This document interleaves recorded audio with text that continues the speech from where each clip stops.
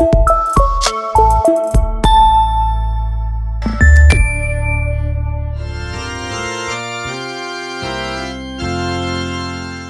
mofinaina isan'andro atolotry ny mpitandrina rakotina valina maoly.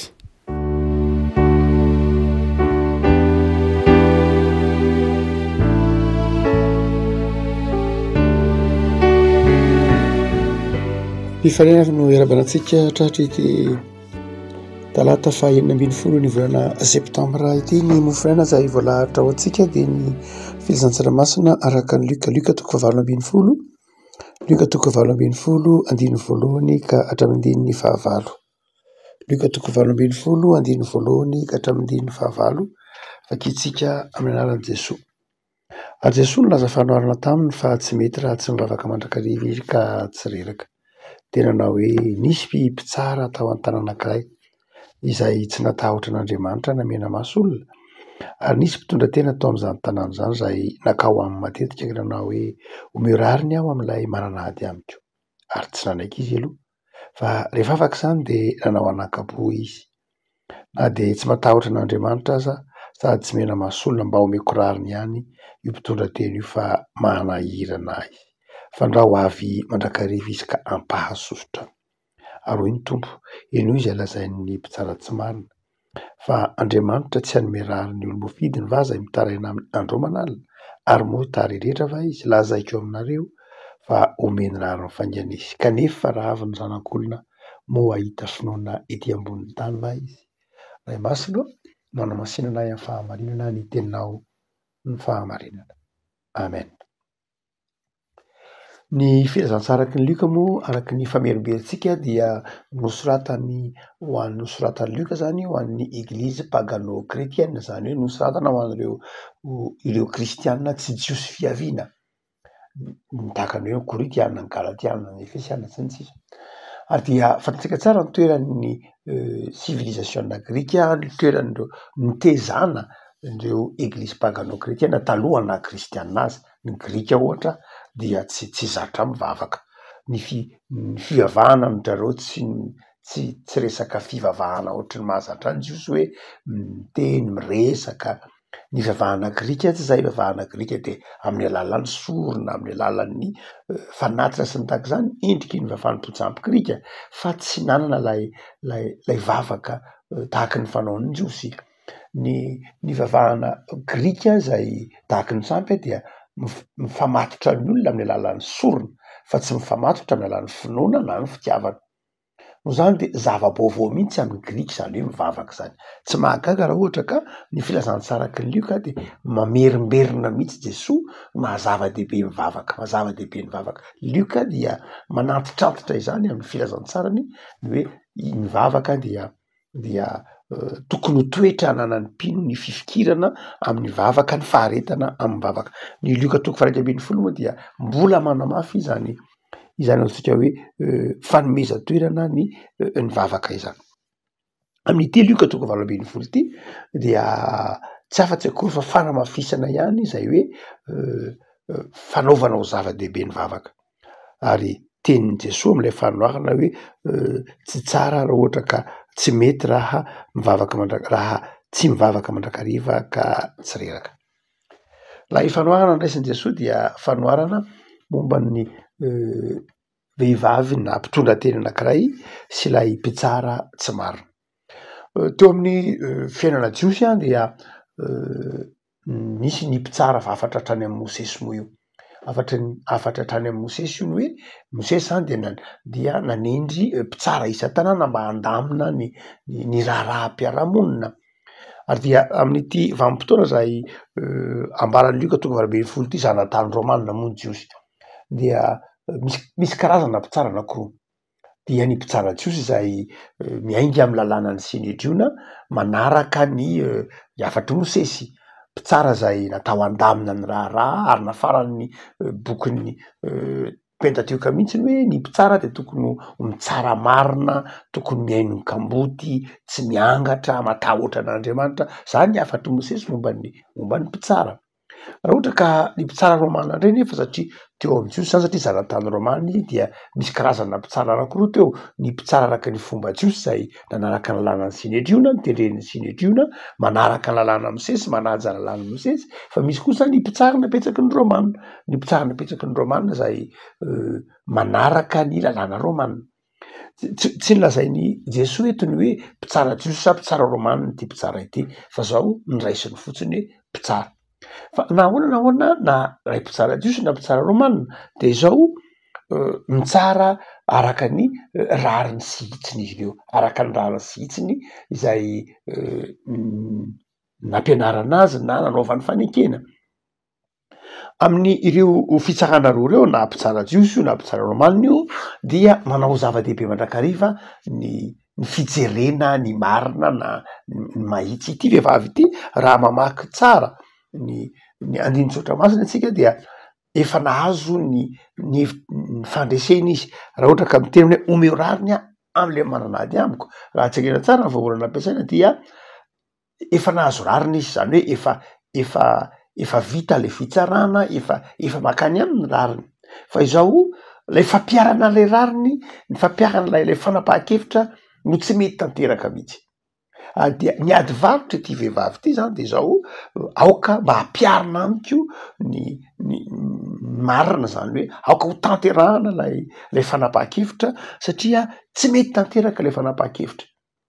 Zany hoe ilay vehivavy eto zany dia efa nahazo rariny izy, saingy izy moa vehivavy mpitondra tena, de tamin'ny andron'ny Jiosy zany vehivavy mpitondra tena zany tsy misy miaino, tsy manana antom-pisiana mazava satria ny fanjakan-dehilahy ny rafim-piarahamonina Jiosy sy ny Rômanina mihitsy no zany dia tsy misy miaino ity vehivavy ity, tsy tena manana ny toerana zay maha izy azy ity vehivavy ity, tsy de misy miraharaha loatra.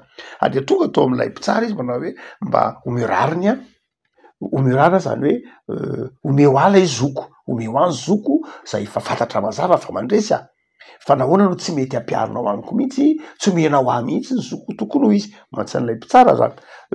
Raha ny dikan'ilay teny arany hoe ekidikeo teny hoe tsy hoe mitaky ny zoko ihany fa tena hamalifaty mihitsy satria tsy ampio hamalifaty satria tsy menareo any zoko, tsy omenareo any rariny tokony ho tsy ampiarinareo mihitsy ny lalàna, tsy ampiarinareo fa tokony ho zoko tokony handresy fa tsy mety ampiarinareo mihitsy zany hoe ekidikeo.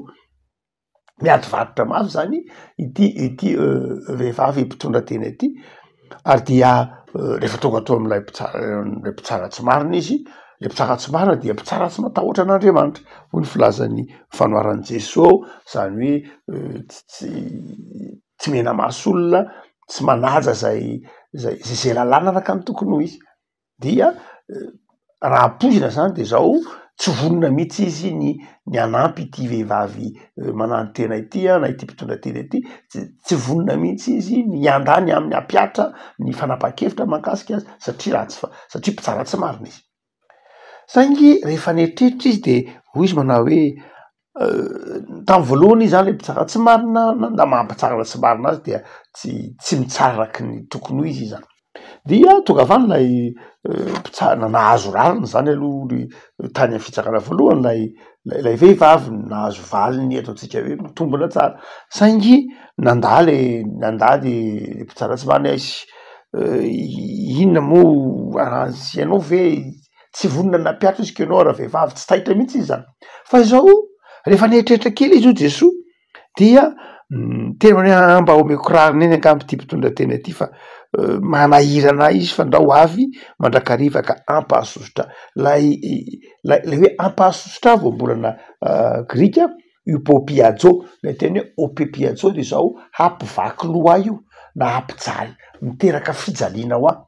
Zany hoe le mpitsara tsy marina zany de te manao hoe hamaky loha eto ny efaran'ity olona ity, ampijaly azy voambolana fampiasan'ny olona mpanao boxe mihitsy moa lay teny hoe upopiajo, zany hoe tahaka ny olona mikapoka ny tenany, olona mampijaly tena, olona mangamangana mihitsy ny tenany. De io zany lay mpitsara tsy marina manao hoe raha ohatra ka tsy omeko rariny ito de zao hiteraka fangiry firiana, hanamangana eto, hampijaly eto, hampivaky loha eto, hanahira-tsaina eto mihitsy izy ity, ka aleo mba omeko ny rariny any izy. Zany hoe ny antony nanomezany lay mpitsara tsy marina rariny an'ilay vehivavy dia le mpitondra tena zany tsy hoe satria nalahelo lay vehivavy izy fa satria tsy te ho elingelenina izy satria tsy tiany korotana ny fiainana korotana ny fiainany zay milamina tsara titena zany titena be ty mpitsara tsy marina zay mampitsara tsy marina azy tsy mitsara araky ny marina izy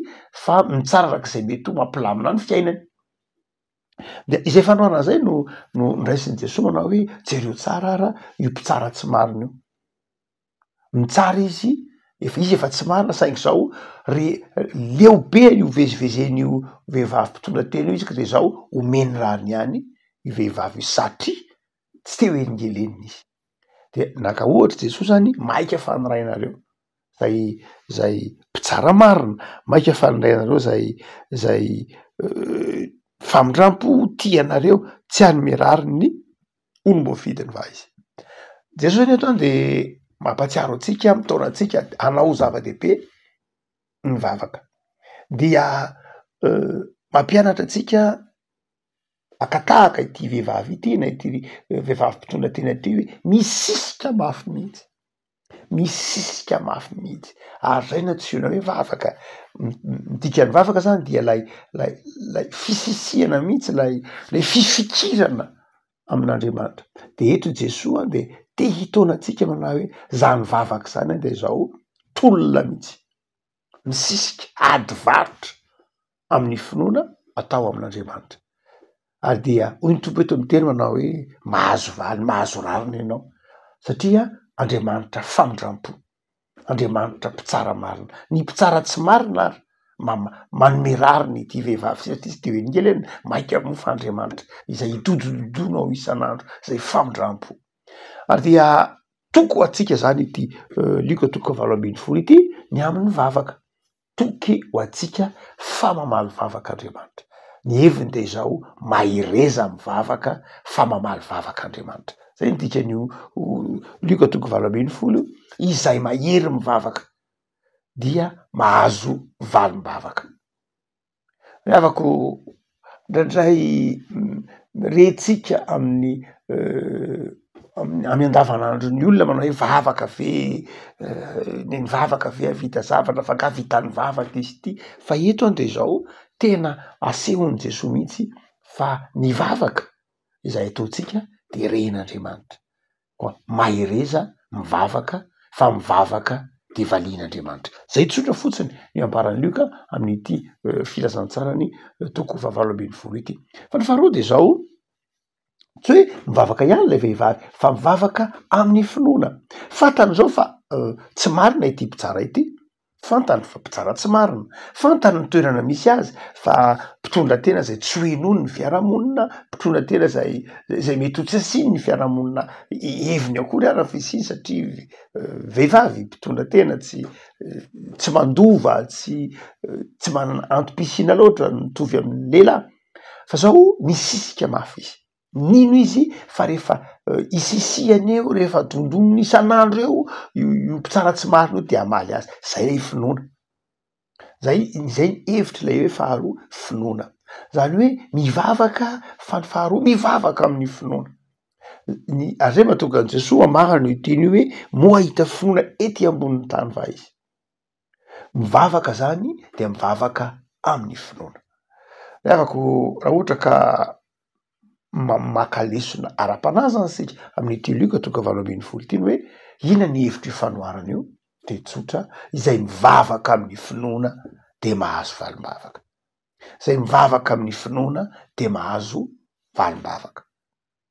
Dia mampahay anao revako malala amin'ity tontolo andro ity hivavaka amin'ny finoana hivavaka amin'Andriamanitra ary mahatoky fa ny Andriamanitra ao de Andriamanitra mamaly vavaka. Hivavaka sika nompo amin'soranay zay ny amin'ny soratra masina zay mampianatra anay fa hameny vavaka ianao ary Andriamanitra famindrampo sy fitiavana ny vavaka tononona amin'ny finoana ny vavaka hoentina aminao amin'ny finoana de mamaly vavaka ianao. Koa mitalao aminao zay Tompo ampahirezo ny tontolo andronay io ho tontolo andro ahitana fifaliana sy ifandresena. Mino zahay tompo fa mamaly vavaka ianao koa dia manankina ny fanirianay sy ny fikasanay eo ambany fahasoavanao. Mitahianay ary meo anay ny herim-po hanompo anao amin'ny fitiavana. Dia manampy koa ny asanay izay ataonay amin'ity tontolo andro ity. Manambina ny fikelezana ainanay dia omeo anay ny fahasalamana sy heri-tanjaka. Ataovy miorina mandrakariva amin'ny finoana sy ny vavaka ny fiainanay. Misaotra Jesoa. Amen.